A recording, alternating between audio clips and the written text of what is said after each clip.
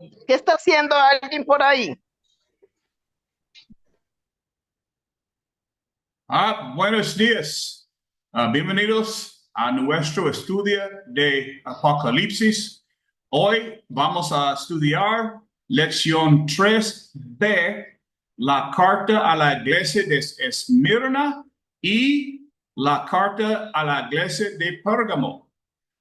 Para empezar, Chacón, tú puedes leer, por favor, Apocalipsis 2, versículo 8 a 11. Y escribe el ángel de la iglesia en Esmirna, el primero y el postrero, el que estuvo muerto y vivió, dice esto: yo conozco tus obras y tu tribulación y tu pobreza, pero tú eres rico. Y la blasfemia de los que se dicen ser judíos y no lo son, sino sinagoga de Satanás. No temas en nada lo que vas a padecer. He aquí, el diablo echará a alguno de vosotros en la cárcel para que seáis probados y tendréis tribulación por 10 días. Sé fiel hasta la muerte y yo te daré la corona de la vida. El que tiene oído, oiga lo que el Espíritu dice a las iglesias. El que venciere no sufrirá daño de la segunda muerte. Muchas gracias, hermano. Sí, bien. Ok. Jesús, Jesús no encontró nada malo en la iglesia de Esmirna. La carta es breve, pero muy alentadora. Es una carta a una iglesia sufriente, llena de elogios y consuelo. Hablamos ahora de la ciudad de Esmirna. Esmirna presentaba dos grandes dificultades para los cristianos. El primero, el culto a César. En el primer siglo, Roma dominaba el mundo y el culto al César se volvió obligatorio. Había estatuas y altares donde todos debían ofrecer incienso y proclamar: César es Señor y Dios. No era solo una práctica religiosa, sino política. Muchos podían hacerlo sin creerlo realmente, pero los cristianos se negaban, pues solo Jesús era su Señor. El segundo punto es persecución intensa. Había una gran población judía en Esmirna y desde el inicio del cristianismo los judíos se habían opuesto a los cristianos. La persecución judía hizo aún más difícil la vida de los cristianos en Esmirna. El Cristo de Esmirna, Jesús se presenta de dos maneras. Uno, el primer y el último. No le falta nada. Tiene todo el poder. Él creó el mundo y puede sostener a su iglesia.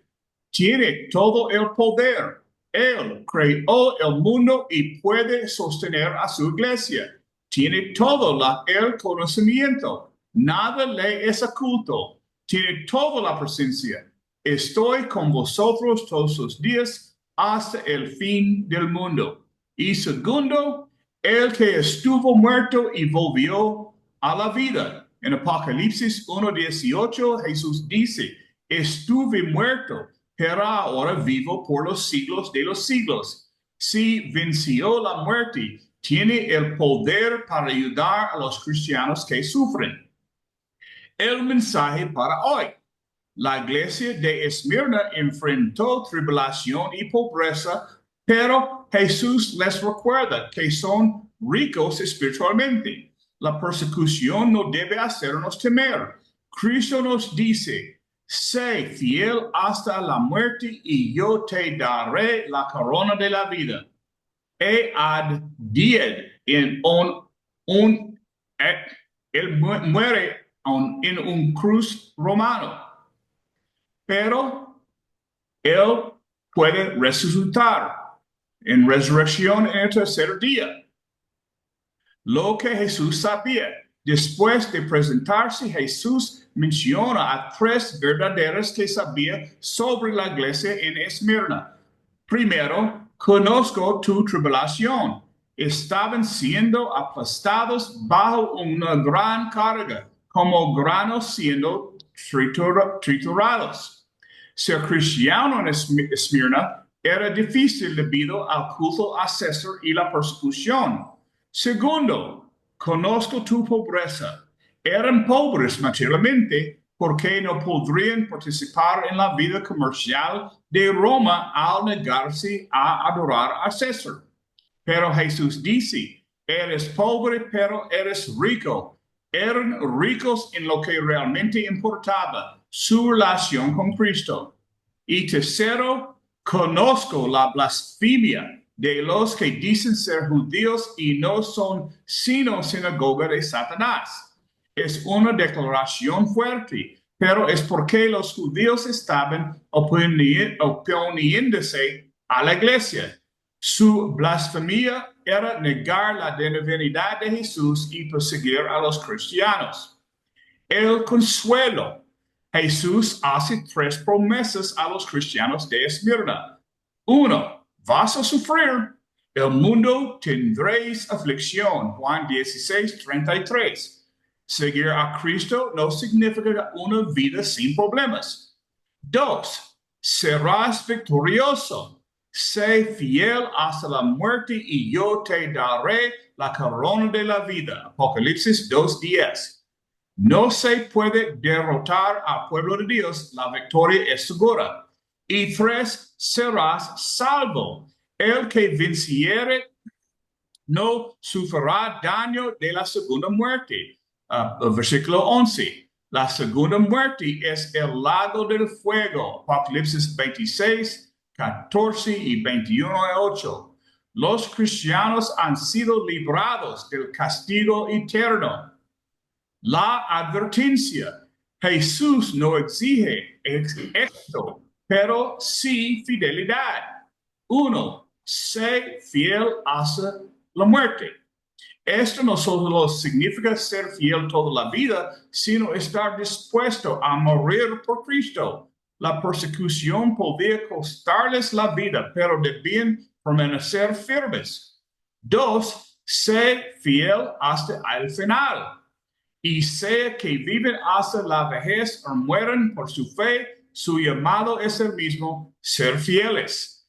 Esta sigue siendo la demanda de Jesús para cada generación. Ok, ahora vamos a estudiar la carta a la iglesia en Pérgamo. Apocalipsis 2, 12 a 17. Hermano Chacón, tú puedes leer este para mí, por favor, o para nosotros. Amén. Y escribe al ángel de la iglesia en Pérgamo, el que tiene la espada aguda de 2 filos, dice esto: yo conozco tus obras y de dónde moras, dónde está el trono de Satanás, pero retienes mi nombre y no has negado mi fe, ni aun en los días en que Antipas, mi testigo fiel, fue muerto entre vosotros donde mora Satanás. Pero tengo unas pocas cosas contra ti, que tienes ahí a los que retienen la doctrina de Balaam, que enseñaba a Balaam a poner tropiezo ante los hijos de Israel, a comer cosas sacrificadas a los ídolos y a cometer fornicación. Y también tienes a los que retienen la doctrina de los nicolaitas, la que yo aborrezco.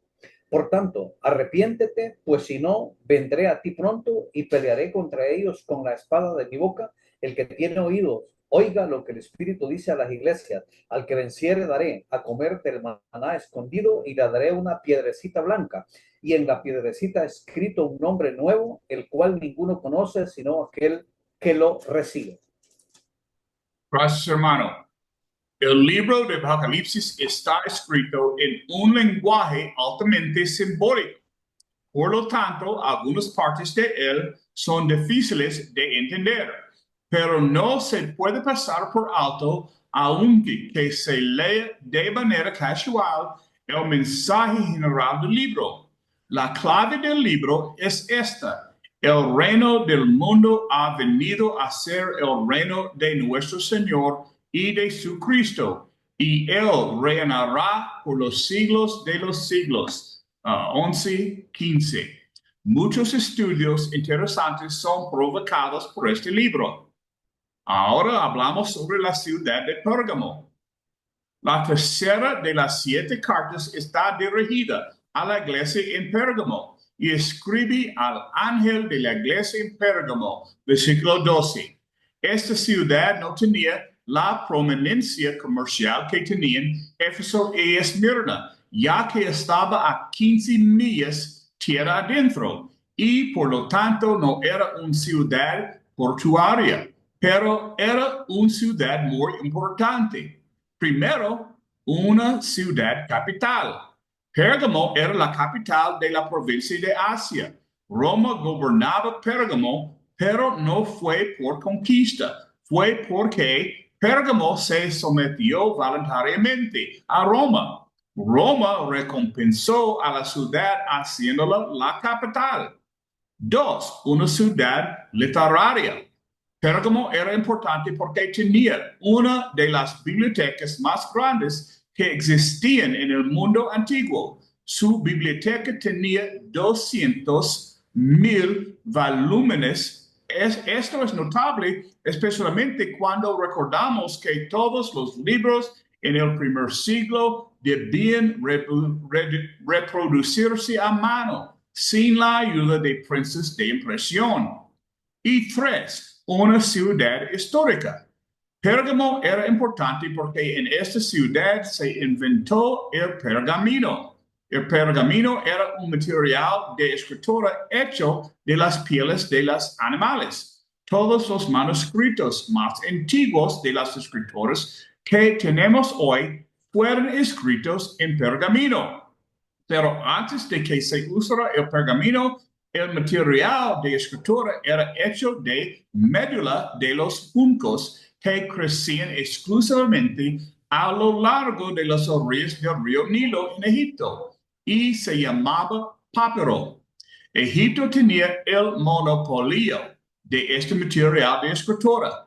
Una historia interesante acerca de este material proviene de la historia antigua. El rey de Pérgamo invitó al bibliotecario de la famosa biblioteca egipcia de Alejandría para que fuera a Pérgamo y fuera su bibliotecario. Esto enfureció tanto a Ptolomeo que metió al bibliotecario en prisión. También se negó a permitir que se enviara más papiro a Pérgamo. Fue una crisis. Se tuvo que hacer otro material de escritura y así se inventó el pergamino. Fue el Pérgamo donde este material de escritura comenzó a usarse. Y 4. Una ciudad idólatra. En lo alto de la montaña que dominaba Pérgamo estaba el altar de Zeus. Así que el culto de los dioses paganos era popular en esa ciudad. Pérgamo era una ciudad que rendía culto al emperador como muchas otras ciudades del primer siglo. Pérgamo, junto con otros, creía que el espíritu de Roma merecía ser deificado, dado que el emperador representaba a Roma y el espíritu de Roma, el emperador era considerado un dios. En esta ciudad, Dios tenía un grupo de personas que quienes estaba dirigida esta carta. El Cristo. Cristo es descrito en esta carta como el que tiene la espada aguda de 2 filos. 2 del siglo 12. Esta descripción nos recuerda a Hebreos 4:12, porque la palabra de Dios es viva y eficaz y más cortante de toda espada de 2 filos. Así que la espada afilada de 2 filos debe referirse a las palabras que Jesús habla. Sus palabras son poderosas y penetrantes. Cada uno de nosotros está llamado por Dios Todopoderoso a escuchar lo que Él dice. Durante su ministerio personal, Jesús llevó a 3 a sus discípulos, Pedro, Jacobo y Juan. y un monte alto y se transfiguró delante de ellos. En esa ocasión, Dios habló desde una nube diciendo, este es mi Hijo amado en quien tengo complacencia. A él oíd. Hebreos 1:1 y 2 dice, Dios en estos postreros días nos ha hablado por el Hijo. Es importante que la iglesia en Pérgamo y todos nosotros hoy nos esforcemos por escuchar todo lo que Jesús dice. La eligió. Jesús elegía a la iglesia en Pérgamo. ¿Qué encuentro correcto en esta iglesia? Uno, primero, conozco tus dificultades.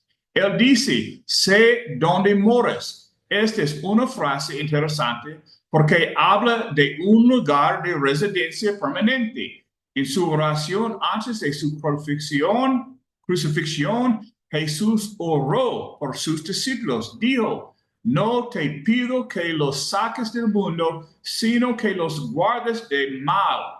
Ellos no son del mundo como yo no soy del mundo. Juan 17, 15 y 16. Los discípulos de Cristo no pertenecen a este mundo. Nuestra ciudadanía está en los cielos, pero moramos en este mundo. Estamos en el mundo, pero no somos del mundo. Jesús no oró para que fuéramos removidos del mundo. Es en el mundo donde debemos hacer nuestro trabajo más importante. Moramos en el mundo, pero estamos separados del mundo. Jesús estaba diciendo, sé dónde moras, sé dónde está tu lugar de residencia. Sé que estás en el mundo, que vives en circunstancias difíciles, pero en el mundo me perteneces y estás separado del mundo. El trono de Satanás estaba en Pérgamo. Satanás usaba esta ciudad como base de operaciones. Desde Pérgamo, él podía hacer su obra maligna de manera efectiva. Satanás es el enemigo poderoso de la iglesia, pero no es todopoderoso. Jesús vino al mundo para destruir las obras del diablo. 1 Juan 3:8. Cada vez que una persona se convierte a Cristo, Satanás pierde un seguidor. Cristo destruye las obras del diablo. En Mateo 12:29, Jesús habló de su venida al mundo como entrar en la casa del fuerte. Dijo, ¿o cómo puede alguien entrar en la casa del hombre fuerte y robar sus bienes si primero no lo ata? Jesús vino al mundo para despojar los bienes de Satanás. Lo ató. Está atado hoy. Está atado en el sentido de que no tiene poder ilimitado. Es poderoso, pero su poder está limitado porque está atado por Cristo. Segundo, conozco tu dedicación. Jesús dice, y has retenido mi nombre. El nombre de Cristo se refiere a quien es Jesús. Pedro confesó, tú eres el Cristo, el Hijo de Dios viviente. Mateo 16:16. La iglesia de Pérgamo se mantenía firmemente en esta verdad. No habían negado su nombre. Creían que Jesús era Hijo de Dios. El territorio hostil. Uno puede fingir no ser cristiano. Un creyente en Cristo que se encuentra en territorio hostil puede no hablar nunca el nombre de Cristo. En realidad puede avergonzarse de él. Jesús dijo, porque cualquiera que se avergüence de mí y de mis palabras en alta generación adúltera y pecadora, el Hijo del Hombre también se avergonzará de él cuando venga en la gloria de su Padre. Marcos 8:38.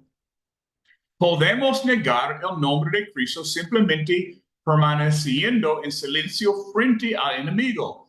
Jesús dijo que la iglesia en Pérgamo no había negado su nombre. Jesús dijo, y no negaste mi fe. Filipenses 2, 5 a 8 dice, tened en vosotros este sentir que hubo también en Cristo Jesús, el cual siendo en forma de Dios, no estimó el ser igual a Dios como cosa a que aferrarse, sino que despojó a sí mismo, tomando forma de siervo, hecho semejante a los hombres, y hallado en la condición del hombre, se humilló a sí mismo, haciéndose obediente hasta la muerte y muerte de cruz. Jesús vino al mundo y murió por los pecados del mundo. Tenía plena confianza en la voluntad del Padre. Nunca dudó del Padre. Vino a probar la muerte por todo hombre. La vida de Jesús en este mundo fue vivida por fe. Dios nos acepta sobre la base de la fe perfecta de Cristo. Una declaración interesante acerca de la fe se encuentra en Romanos. Pero ahora, aparte de la ley, se ha manifestado la justicia de Dios, siendo testificada por la ley y por los profetas.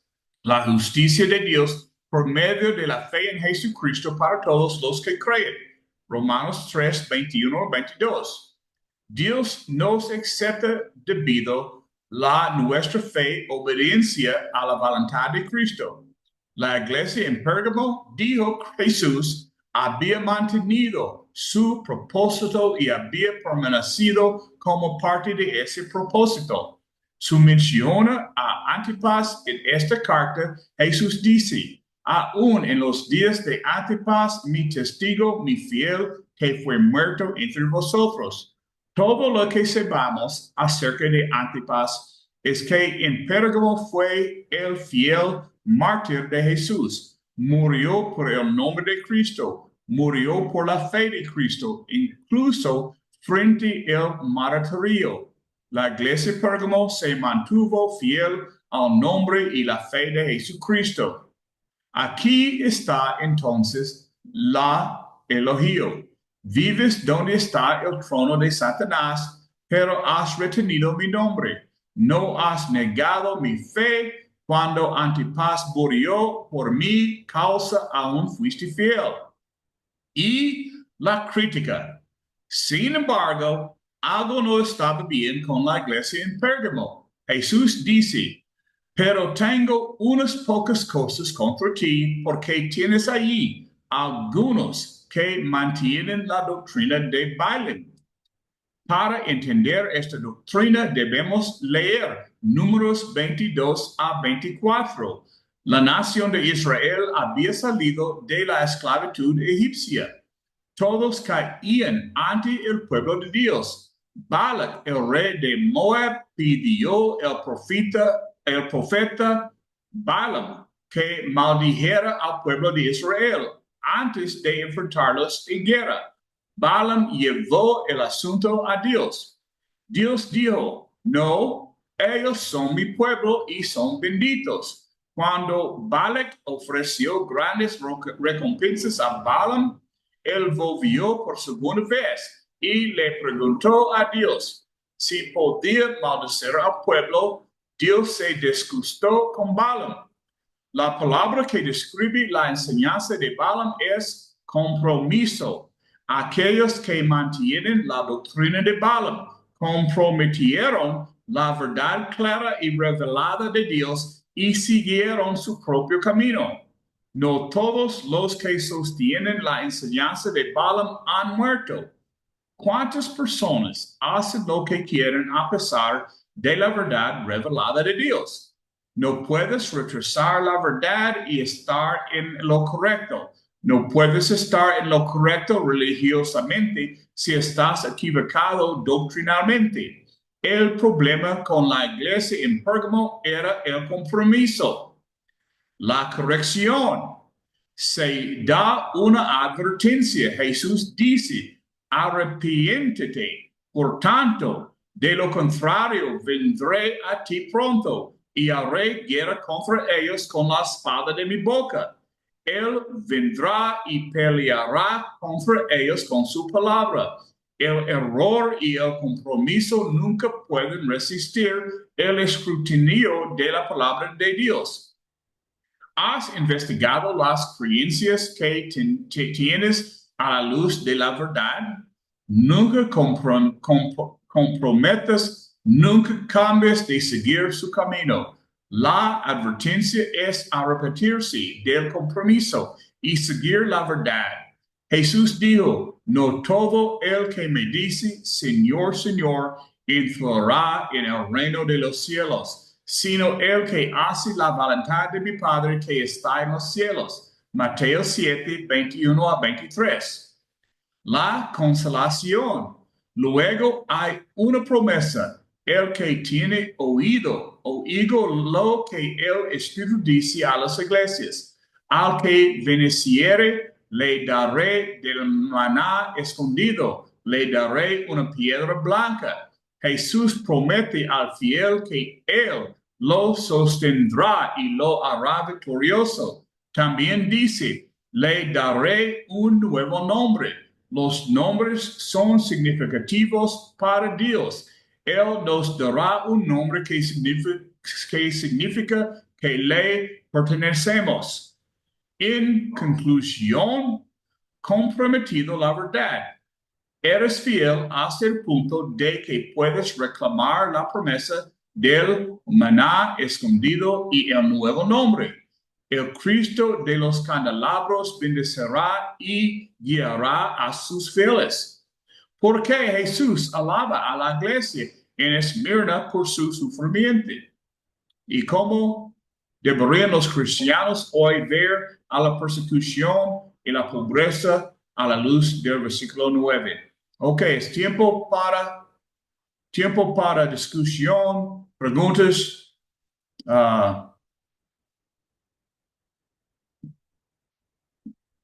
¿Alguien tiene algo para decir? ¿Un comentario? ¿Una pregunta? Bienvenidos, Tony. Bueno, por verte.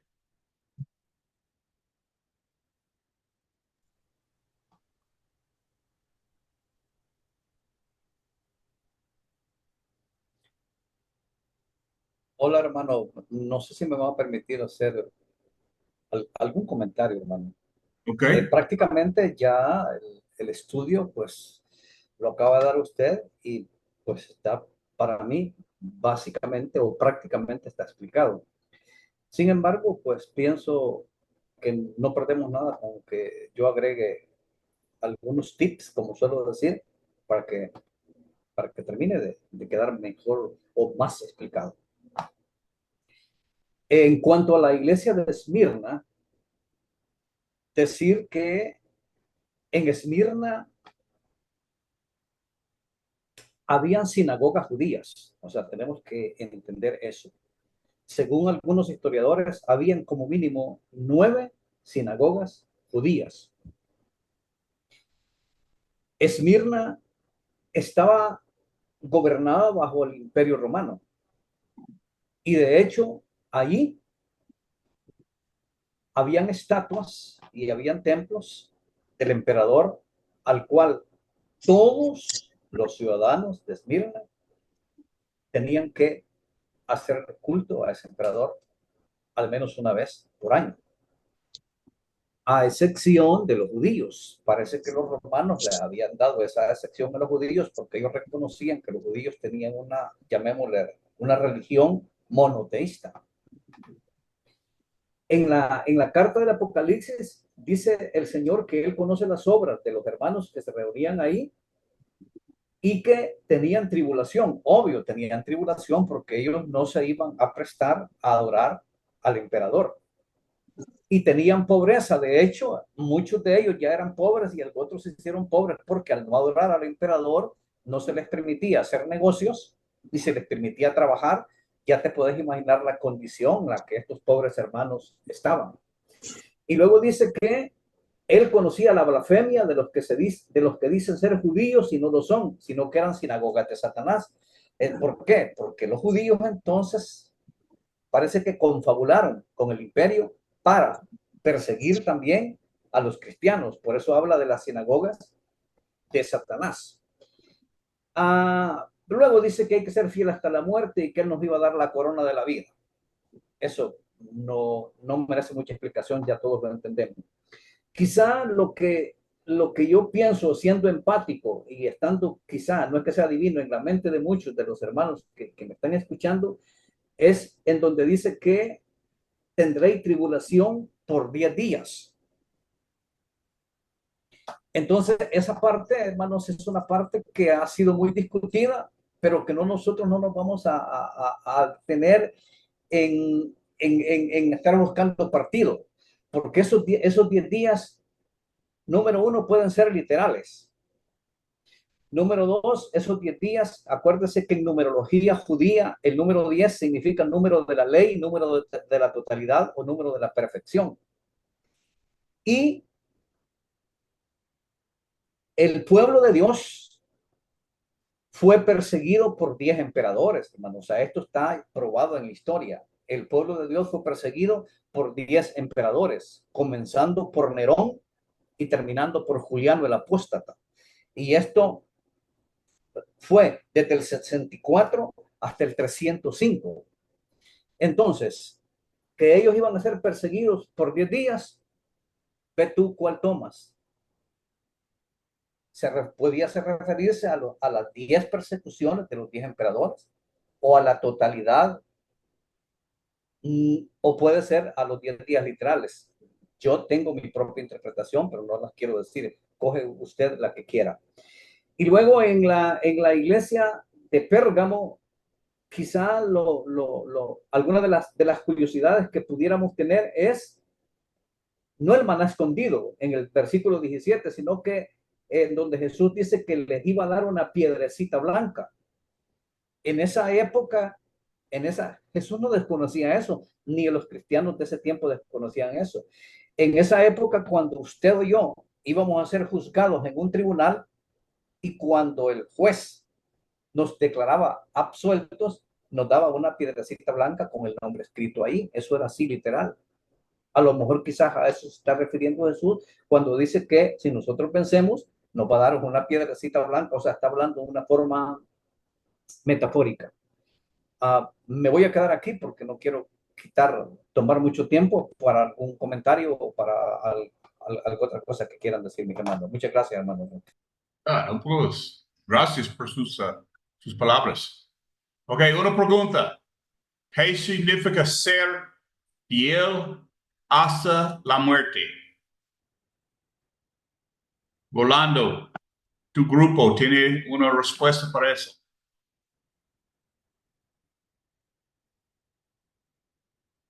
Sí, hermano, Mirna va a responder. ¿Qué significa ser fiel hasta la muerte? Adelante, hermana. Buenas tardes, hermano Rocky. Buenas tardes. Y para toda la audiencia, que Dios les bendiga. Igualmente. Ser fiel hasta la muerte para mí no es más que dar la vida, o sea, sacrificarnos nosotros mismos por ahora a Cristo. Hacer todo lo que Cristo nos dice en su palabra a través de todos sus mandamientos, de todas las cosas que Él quiere que hagamos como cristianos, que cada día seamos mejores, que cada día nos llevemos mejor como humanos, como personas, que tengamos un testimonio limpio delante de Dios, pero también delante del mundo. Es lo que pienso. Gracias. Ok, Erlich tiene un manito. Erlich. Ok, hermano, Dios me los bendiga. Sobre el tema de ser fiel hasta la muerte, me llama la atención porque es un tema que a veces se le pasa por arriba y se trivializa con el hecho de mantenernos en los caminos de Jesús, bueno, hasta que el Señor nos llame, pero esa es una interpretación que es correcta, pero hay una que también tenemos que tener en cuenta. Ser fiel hasta la muerte quiere decir hasta el punto de dar la vida si es necesario por eso que estás creyendo, por la fe en Jesús, por lo que Él hizo por ti. O sea, tenemos que tenerlo en estos dos aspectos. Pues mantenerme fiel hasta que el Señor me llame, pero si fuese necesario entregar la vida por ello, también tengo que ser fiel. ¿Ok? ¿Cómo se ve eso en nuestras vidas hoy?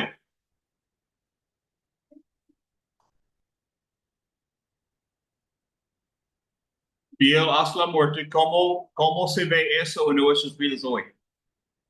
I mean, gracias a Dios tenemos la libertad para estudiar la palabra de Dios. Yes, sir. Sí, Rolando, o quién es, no puedo ver quién tiene Rolando, tiene el micrófono apagado. el Enciéndalo para poder escuchar a Hoover. micrófono, Rolando. Hermano Robbie. Bien, hermano Robbie. Bueno, ser fiel hasta la muerte, se puede ver hoy día, ¿no? En la iglesia, ¿no? En nosotros, manteniendo firme el camino que nos hemos trazado seguir.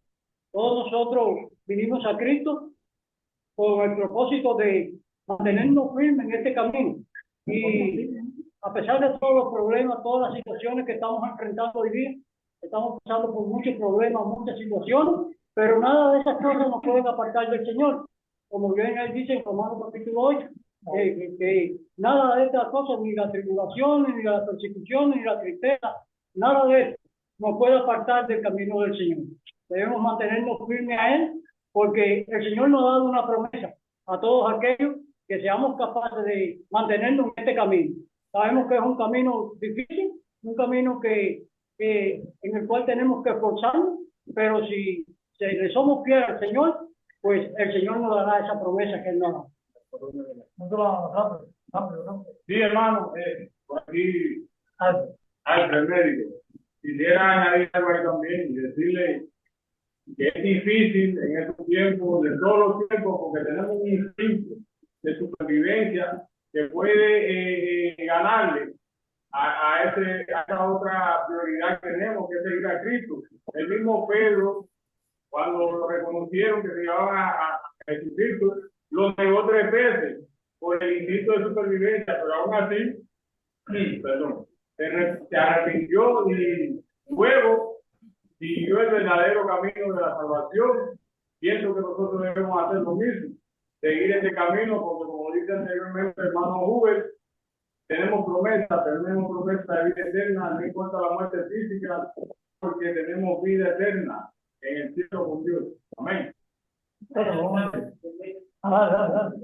Hermano, bendiciones.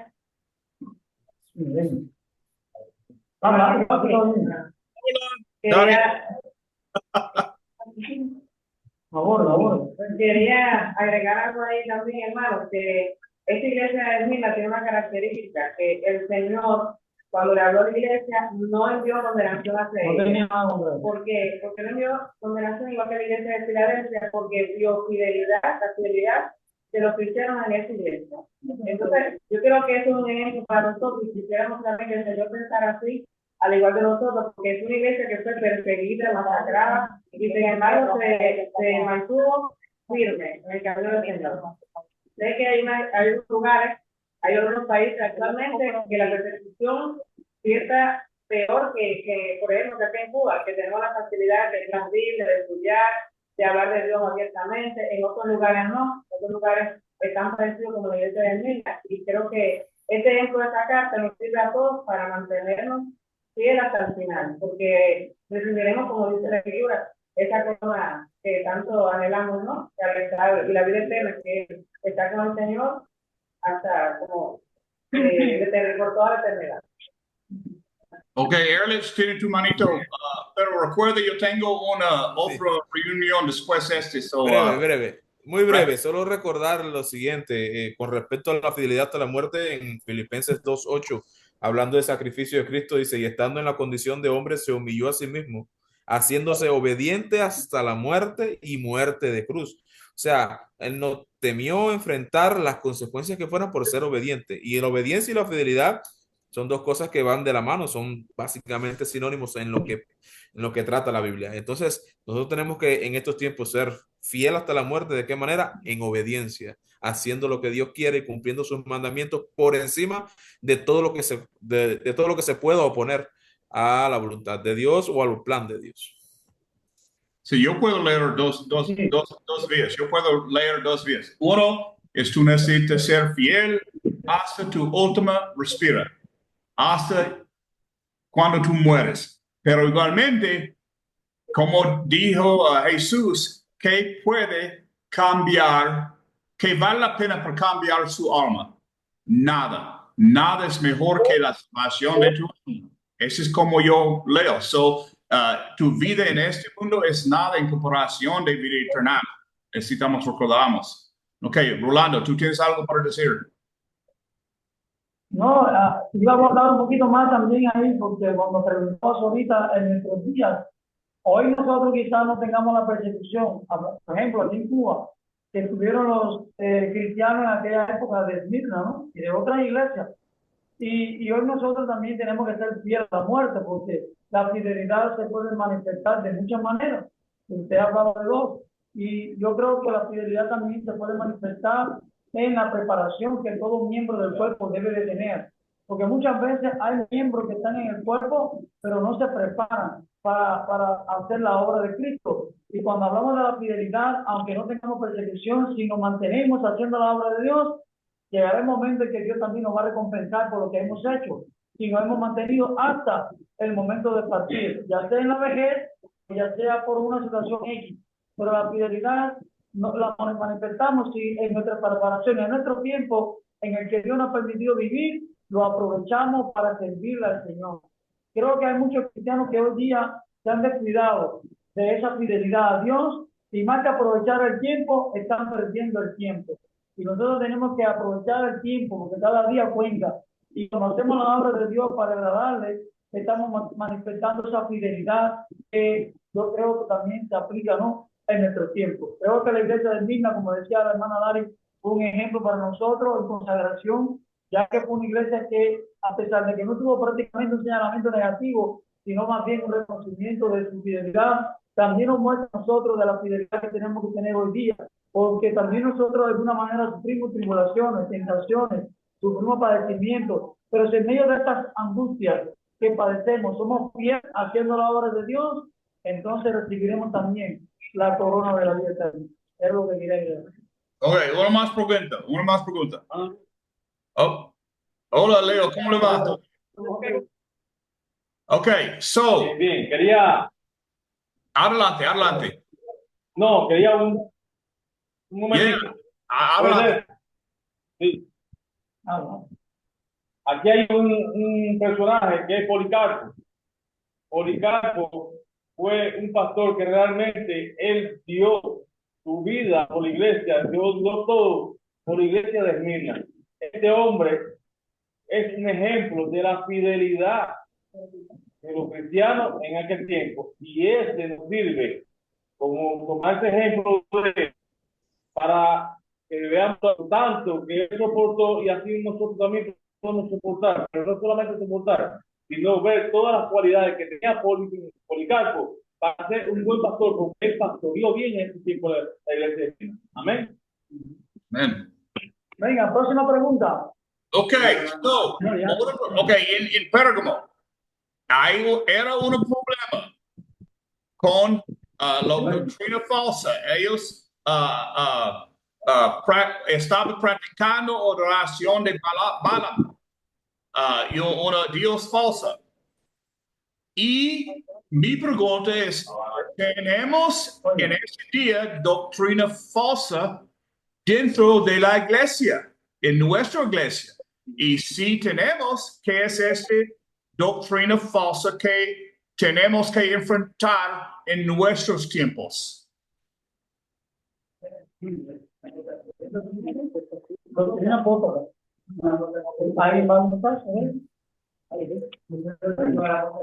Yo creo, Rocky, que tocaste un punto muy importante. Sí, creo que tocaste un punto muy importante sobre la doctrina. Aquí hablamos bastante de doctrina, y enfrentamos también situaciones complejas. Hoy día nosotros también tenemos que prepararnos en cuanto a la enseñanza, porque tenemos que defender la doctrina del Señor. La doctrina no nos fue dada para contender, sino para presentarla tal y como nos fue dada. En la época de los cristianos de Pérgamo, ellos dejaron introducir la doctrina de Balaam y eso creó problemas. Incluso Dios les dijo que se arrepintieran porque si no, no iban a entrar a ser parte del árbol de la vida. Hoy nosotros también tenemos que aprender a defender con amor. Como decía Pablo, tenemos que estar preparados para sufrir, no para contender, es para sufrir, para salvar a las personas y tratar de desatarlos de la garra del diablo y que tan cautiva voluntad de él. Pero no para jactarnos de la doctrina como que somos los mejores o los verdaderos, no. Es para con amor presentar la enseñanza correcta. Y en esto tenemos mucho que aprender y que ganar, porque a veces como Iglesia de Cristo nosotros abusamos de mostrarle al mundo la enseñanza correcta. Tenemos que aprender a aplicar a nuestra vida la doctrina del Señor, pero mirando siempre cómo Jesús la presentó, no presentándolo nosotros de una forma diferente para buscar gloria de hombre, sino para que Jesús sea glorificado en nuestra presentación en amor y en respeto a las personas que piensan diferente a nosotros. Creo que en este sentido, con respecto a cómo nosotros debemos defender la doctrina, una de ellas es de esta manera, ¿no? Teniendo en cuenta esa verdad en amor, sufriendo con las personas que contienden con nosotros, pero no contendiendo con ellos, es dándole su tiempo, porque también nosotros fuimos parte de andar en un tiempo en doctrina errada, equivocada, como me pasó a mí, pero doy gracias a Dios que nos mostró esta verdad. Y con amor tenemos que presentarla a aquellos que no la conocen de manera eficiente o correcta, sin acusar, sin atropellarlo, sino darle el tiempo a que el Señor le dé. Así que creo que nosotros tenemos que tener en cuenta esto y luchar para realmente mostrar esta doctrina. Yo creo que Juan, el apóstol Juan, hablaba acerca de que tenemos que tener cuidado y respeto, porque tampoco podemos recibir en casa a personas que tratan doctrina que no sea la doctrina de Cristo, ¿verdad? Tenemos que tener también nosotros mucho cuidado en a quién recibir y dar bienvenida no viene conforme a la verdad de Dios. Entonces tenemos que en todo esto saber equilibrar todo lo que hemos aprendido para ni atropellar, pero tampoco para aceptar doctrinas que no vengan conforme a la voluntad del Padre. El problema es, necesitamos una hora solamente para esta pregunta, ¿sí o no? Hermano, bueno, para responder rápido algo, ustedes, pero la pregunta era si existe hoy en día. Yo le voy a decir por la experiencia que he tenido que tenemos una gran influencia de las tradiciones de nuestros países en la forma en la que percibimos e interpretamos la Biblia. Y eso es una doctrina que no es de Cristo, sino que viene arrastrado por las tradiciones. Tú dices, esta es la sola doctrina que tenemos aquí. Yo tengo en mi mano. Solo doctrina. Permíteme un segundo. Una cosa que yo vi en las iglesias durante mi vida, que iglesias tienen costumbres. Una manera que ellos hacen esto, hacen esto, hacen esta parte de la adoración. Pero algunas veces la gente olvidaron dónde vino estos costumbres. En los costumbres, poco a poco son más importantes que las escrituras. Yo vi esto muchas veces en iglesias, que los costumbres de hombres poco a poco infiltran la doctrina de una iglesia. ¿Tú entiendes qué estoy diciendo? Amén, hermano, a eso mismo me refería yo. Okay, all right, now, como el hombre es muy pequeño, el hombre con Rolando, ¿tú quieres decir algo? Adelante. Pero ahora es... Hoover. Yeah, okay. I mean, una chiquita video. Okay. Digo que, es decir, La inglés. doctrina, si podemos ver que es importante. Bueno, el versículo 2:15 estaba hablando ahí, ¿no? Acerca de que ahí en la iglesia de Pérgamo se había permitido, ¿no? Que se introdujera la doctrina de los nicolaitas. Y hoy día podemos ver esto también cuando Pablo le soltaba a Timoteo precisamente de que tenía que tener cuidado en cuanto a esto. En 1 Timoteo 4:16 dice: ten cuidado de ti mismo y de la doctrina, persiste en ello, pues haciendo esto te salvarás a ti mismo lo que te escucha.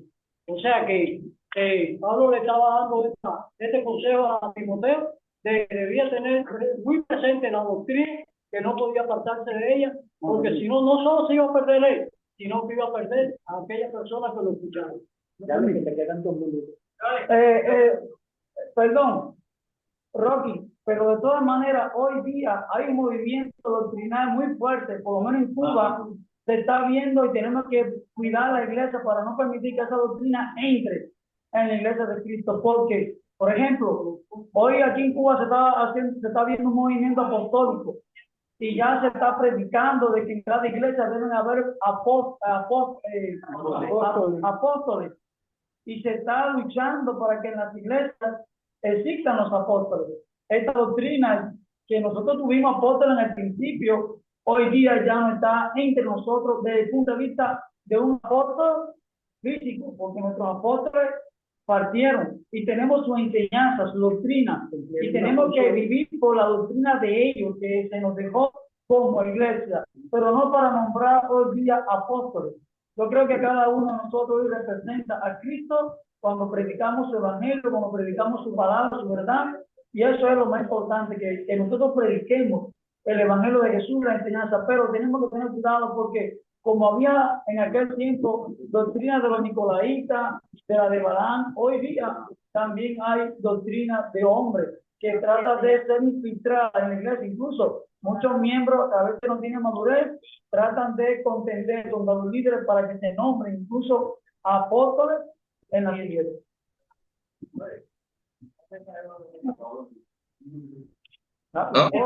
Hermano, quería decir también algo fundamental.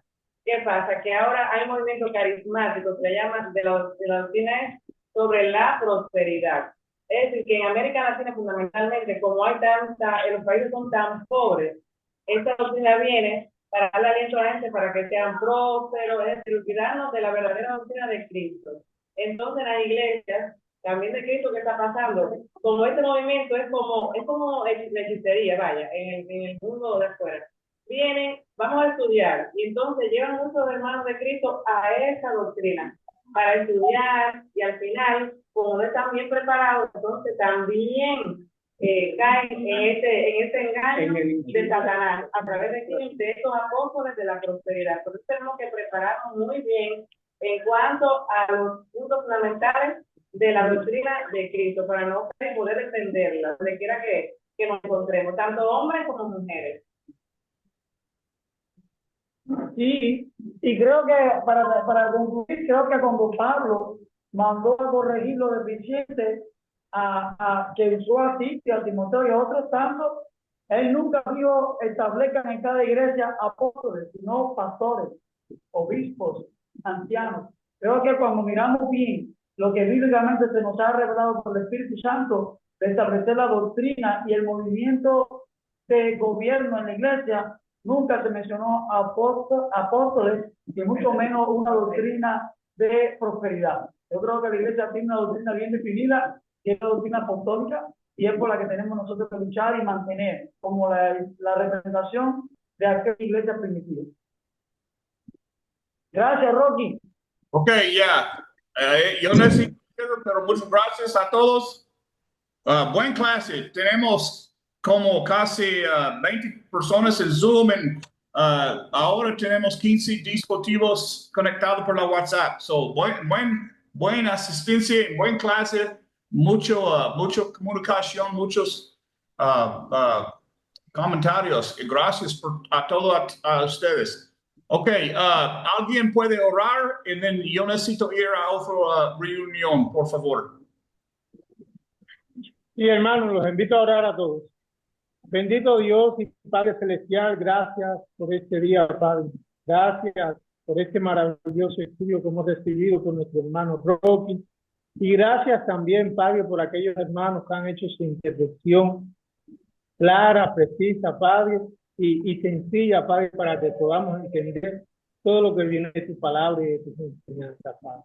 Gracias también por los mensajes a las iglesias, Padre, y te pedimos que siempre podamos confiar en la promesa que nos has hecho, Padre, a los que somos vencedores o a los que nos esforzamos para alcanzar esa promesa que usted nos ha dado, Padre.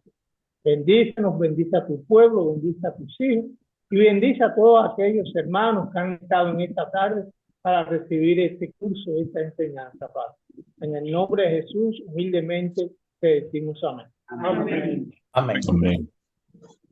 Gracias, hermanos. Dios me los bendiga, hermanos. Hasta este Bendiciones a todos, entonces. Bendiciones a todos. Bendiciones. Igualmente, ok. Yo tengo que ir. Adiós.